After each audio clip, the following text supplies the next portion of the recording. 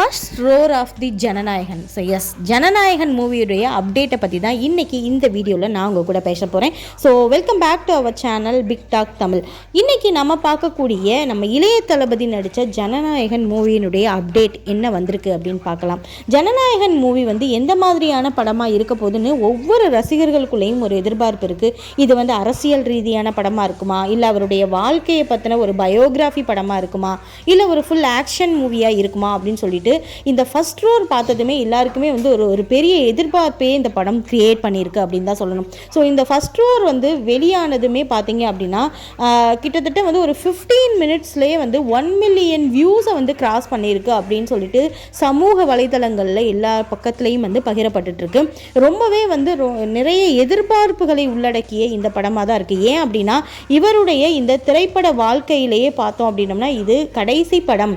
இதுக்கப்புறமா நான் அரசியலில் முழு நேரமாக ஈடுபட போகிறேன் அப்படின்ற ஒரு தகவலையும் வெளிவிட்டிருக்காரு. ஸோ இந்த அறிக்கைக்கு அப்புறமா எல்லா ரசிகர்கள்கிட்டையுமே ஒரு பெரிய கவலை வந்திருக்கு. அப்படின்னாலுமே அரசியல் பக்கத்தில் அவரை எப்படி இருப்பார் அப்படின்றத எதிர்நோக்கிறதுக்கான ஒரு ஆர்வமும் கூடியிருக்கு அப்படின்னு தான் சொல்லணும்.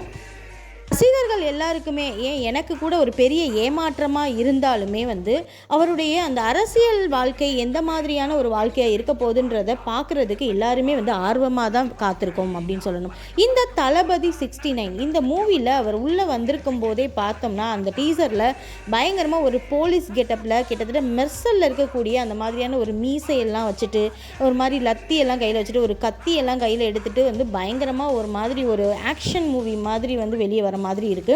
ஸோ எப்படி இந்த ஃபயர் பேக்கடாக இருக்க போதா இந்த மூவி, எந்த மாதிரியான ஒரு தீமில் இருக்க போதுன்றதை தான் நம்ம வெயிட் பண்ணி பார்க்க போகிறோம். ஸோ இந்த மூவியில் யாரெல்லாம் நடிச்சிருக்காங்க அப்படின்னு பார்த்தோம் அப்படின்னா இந்த மூவியில் தனிப்பட்ட முறையில் அதாவது அவர் ப்ரொடக்ஷன் டீம்லேருந்து என்ன பேசியிருக்காங்கன்னு பார்த்தோம்னா இது விஜய் அவர்களோட நாங்கள் இந்த ப்ரொடக்ஷனில் கலந்துக்கிட்டது எங்களுக்கு கிடைச்ச ஒரு பெரிய ஒரு பாக்கியம். ஏன்னா கடைசி மூவி அப்படின்னும் போது இந்த கடைசியாக நடித்த இந்த மூவி ஒரு மைல்கல் தானே. ஸோ இந்த மைல்கல் அப்படின்னு மட்டும் இல்லாமல் இந்திய சினிமா உலகத்திலேயே பார்த்தோம் அப்படின்னோம்னா இது ஒரு பெரிய மாற்றத்தை உண்டு பண்ணக்கூடிய ஒரு படமாக இருக்கும் அப்படின்னு சொல்லிட்டு ப்ரொடக்ஷன் சைட்லேருந்து ஒரு அறிக்கை சொல்லியிருக்காங்க. ஸோ அதே மாதிரி பார்த்தீங்க அப்படின்னம்னா இந்த படத்தில் நடித்த நடிகர்களுமே பார்த்தீங்கன்னா அவங்களோட ஒவ்வொரு கருத்துக்களையுமே பகிர்ந்திருக்காங்க.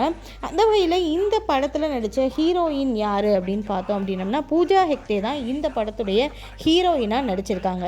கேவிஎன் ப்ரொடக்ஷன் நிறுவனம் தான் தயாரிக்குது. இந்த படத்துடைய தயாரிப்பாளர் வெங்கட் கே நாராயணா தான் இந்த படத்துடைய தயாரிப்பாளராக இருக்கார். வினோத் இந்த படத்தை டைரக்ட் பண்ணுறாரு. ஸோ இந்த படத்தில் கிட்டத்தட்ட எல்லா ஒர்க்குமே கம்ப்ளீட் பண்ணி கொடுத்துட்டோம் அப்படின்னு சொல்லிட்டு பூஜா ஹெக்டே சைட்லேருந்தும் நம்ம இளைய தளபதி சைட்லேருந்து சொல்லியிருக்காங்க. இந்த ஜனநாயகன் மூவியோட வில்லன் யாருங்க ஹீரோக்கு அப்படின்னு சொல்லி கேட்டோம் அப்படின்னோம்னா பாபி தியோல் தான். இவர் கங்குவா மூவியில் நடிச்சிருக்காரு. அதே மாதிரி நரேன், மமிதா பைஜு, பிரியாமணி இந்த மாதிரி நிறைய பேர் உள்ள நடிக்கிறாங்க. ஸோ இதில் மமிதா பைஜு யார் அப்படின்னு சொல்லி நிறைய பேருக்கு கேட்கலாம். இது யாருன்னு பார்த்தீங்கன்னா மலையாள சைடில் நடிக்கக்கூடிய ஒரு சூப்பரான ஆக்ட்ரஸ் தான் இவங்க. எந்த படம் நடிச்சிருக்காங்க அப்படின்னு பார்த்தீங்கன்னா பிரேமலு நடிச்சிருக்காங்களாங்க. ஸோ நம்ம மமிதா பைஜு விஜயோட ஒரு பெரிய ஒரு ஃபேன் அப்படின்னு சொல்லியிருக்காங்க. படங்கள் எல்லாத்தையுமே பார்த்து தான் நான் வளர்ந்தேன். ஸோ இப்படி நான் இவர் கூட நான் நிற்பேன் அப்படின்றது என்னுடைய பெரிய ஒரு கனவாக இருக்குது. ஸோ இப்போ அந்த கனவு நினைவாக இருக்குது அப்படின்னு சொல்லிட்டு விஜய் சார்கிட்ட இவங்க பேசியிருக்காங்க. அதே மாதிரி பார்த்தோம்னா விஜய் அவர்களுமே நம்ம மமிதா பைஜுவும் ஒரு நல்ல ஒரு ஆக்ட்ரஸ், நல்லா நடிப்பாங்க, நல்ல டேலண்டட் கேர்ள் அப்படின்னு இவங்களை பற்றி அவங்களும் புகழ்ந்து பேசியிருக்காங்க. இந்த மாதிரி ப்ரெஸ் மீட்டில் ரெண்டு பேருமே ஒருத்தர் விட்டு கொடுக்காம புகழ்ந்து பேசியிருக்காங்கன்ற மாதிரியான விஷயங்கள் வெளியாயிருக்கு. என்னதான் இது கடைசி படமாக இருந்தாலுமே விஜயோட நடிப்பில் வரக்கூடிய எல்லா படங்களுமே ரசிகர்களுக்கு ஒரு பெரிய ட்ரீட் அப்படின்னு சொல்லிட்டு இந்த படம் அதுலேருந்து இன்னும் பெரிய ஒரு எதிர்பார்ப்பை ஏற்படுத்தக்கூடியதாக இருக்குது அப்படின்னு சொல்லிட்டு ரசிகர்கள் எல்லாருமே பயங்கரமாக கொண்டாடிட்டு இருக்காங்க. ரெண்டாவது பார்த்தோம் அப்படின்னா விஜய் அவர்களுடைய 51வது பிறந்த நாளை ஒட்டி அந்த பிறந்த நாள் அன்னைக்கு இந்த ஃபர்ஸ்ட் ரோர் வெளியாயிருக்கிறது ரசிகர்கள் மத்தியில் ரொம்பவே ஒரு பெரிய சந்தோஷத்தையும் தாக்கத்தையும் உண்டு பண்ணியிருக்கு அப்படின்னு தான் சொல்லணும். இந்திய சினிமாவின் முகத்தை மாற்றிய ஒரு ஜஹானின் கொண்டாட்டமாக தான் இந்த படம் இருக்கு இருக்கும் அப்படின்னு சொல்லிட்டு இந்த படத்துடைய ப்ரொடியூசர் வந்து சொல்லியிருக்காருங்க. ஸோ விஜயுடைய ஹேட்டர்ஸ் எல்லாருக்குமே பார்த்தீங்கன்னா இது வந்து ஒரு பெரிய ஷாக் அப்படின்னு சொல்லணும்.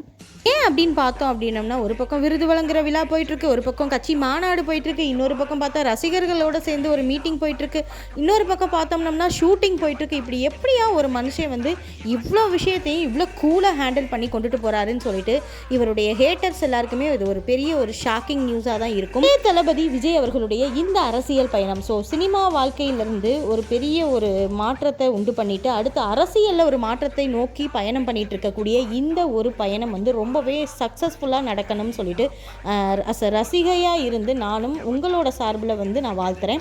அதே மாதிரி விஜய் சாருடைய 51வது பிறந்த நாளுக்கு ஒரு பெரிய வாழ்த்துக்களையும் வந்து என்னுடைய சார்பில் இருந்து நான் சொல்லிடுறேன். ஸோ இந்த ஜனநாயகன் மூவியும் ரொம்ப சூப்பராக வந்து ஹிட் ஆகணும் அப்படின்னு சொல்லிட்டு நம்ம எல்லாருமே வந்து சூப்பராக ஒரு விஷயம் சொல்லிக்கலாம்.